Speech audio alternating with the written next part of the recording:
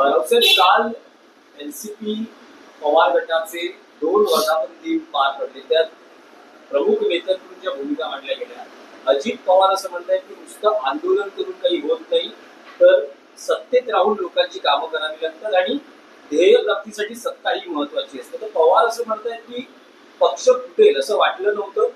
मूलभूत विचारांमध्ये अंतर निर्माण झाल्याने फूट पडली, पण फुटीची चिंता नाही. आगामी निवडणुकांनंतर वेगळं चित्र बघायला मिळेल. अशा 2 वेगळ्या भूमिका बघा. मुळात हा 2 वेगळे पक्ष आहेत.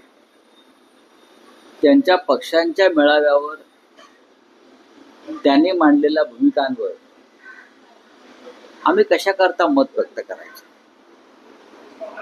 पण अजितदादा पवार यांनी जी भूमिका मांडली ती या लोकशाहीमध्ये जे विरोधी पक्षाचं स्थान आहे त्याला छेद देणारी भूमिका. आंदोलन कशा करता करायचं. आम्ही जर आंदोलनं केली नाहीत विरोधी पक्षाने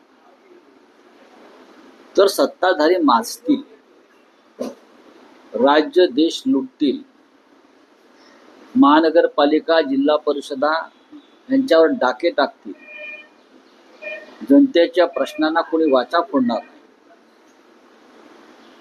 माननीय शरद पवार साहेबांनी हा जो पक्ष उभा केलाय त्यांचा, तो सुद्धा